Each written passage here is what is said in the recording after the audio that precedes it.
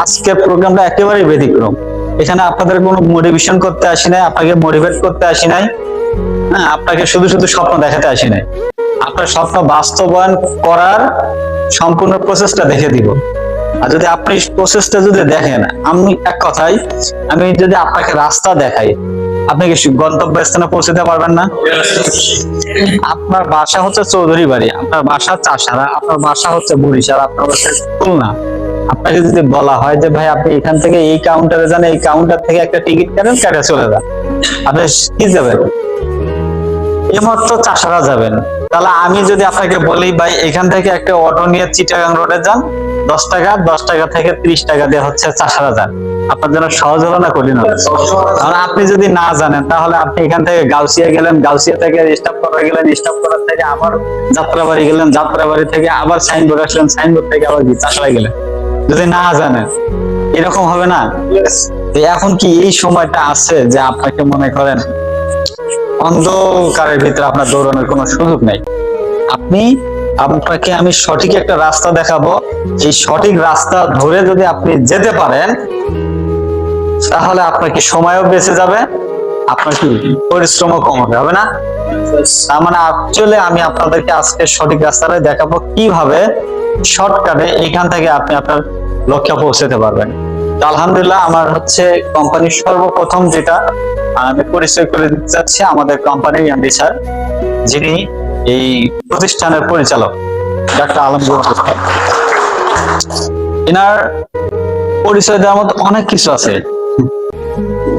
ইনি শুধু ডাক্তার না, উনি একজন বিজ্ঞানিক, উনি একজন কেমিস্ট, একজন ড্রাগিস্ট, যিনি সর্বপ্রথম বাংলাদেশে হেলমেট, বুলেট প্রুফ জ্যাকেট উনি আবিষ্কার করেন।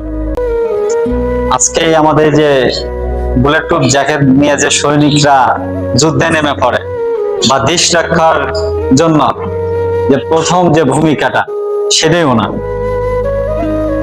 আবার দেখেন উনি যে বুলেট প্রুফ জ্যাকেটটা আবিষ্কার করছে, করার পর চাইলে ওই একটা যদি কারখানা খুলে বসতো তাহলে কি বুলেট প্রুফ জ্যাকেট অ্যাভেলেবেল বিক্রি হতো না? কিন্তু উনি এটাকে কখনো বিজনেস হিসেবে নেয়। উনি যে এটা আবিষ্কার করছে, আবিষ্কার করার পরে এই কি ফর্মুলা আবিষ্কার করছে, এই পুরো ফর্মুলাটা সরকারকে বুঝে দিছে যে এটা কার সম্পদ, এটা জনগণের সম্পদ, এটা অ্যাকচুয়ালি আমার সম্পদ না।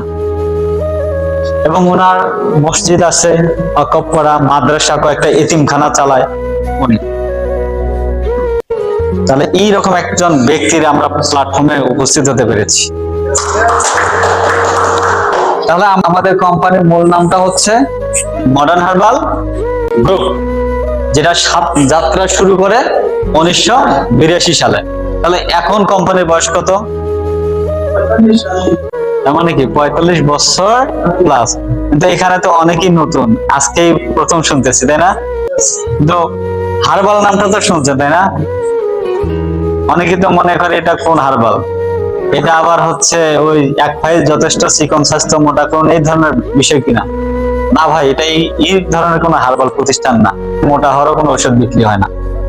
এখানে একটা মানুষকে সুস্থ রাখতে যা করার প্রয়োজন, যতটুকু সার্ভিস দেওয়া যায়, সম্পূর্ণ আমাদের এখানে আছে। এটা আমাদের মডার্ন হার্বাল গ্রুপ। মডার্ন হচ্ছে অর্থাৎ আধুনিক, হার্বাল কি ভেষজ, হার্বস, আর গ্রুপ মানে কি অসংখ্য প্রতিষ্ঠান এটার সাথে আছে। আমাদের শুধু একটি প্ল্যাটফর্ম না, অসংখ্য প্ল্যাটফর্ম আছে, যার কারণে আমাদের কোম্পানিটা মডার্ন হার্বাল গ্রুপ। যখন আমরা টিভি চ্যানেলে যখন ডিশ লাইন পাইছি তখন দেখি এই ধরনের হার্বাল, এর আগে কি কেউ আমরা বুঝতে পারছি? অথচ দেখেন আমাদের জন্মের আগের থেকে যে চিকিৎসাটা ছিল ওটা কিন্তু এলোপ্যাথি, হোমিওপ্যাথি ছিল না, ওটা কিন্তু ন্যাচারাল থেকে চিকিৎসা করতো। আমাদের দেশে অনেক কবিরাজ, ওরা কিন্তু গাছপালা লতা পাতা দিয়ে কিন্তু আগে চিকিৎসা দিত না। তো দেখেন আমাদের 1982 সাল থেকে কোম্পানি যাত্রা শুরু করছে প্রোডাক্ট নিয়ে। অথচ মজার বিষয় হচ্ছে এই কোম্পানিটা 1 সেকেন্ডের জন্য কখনো টেলিভিশনের পর্দায় আসেনি।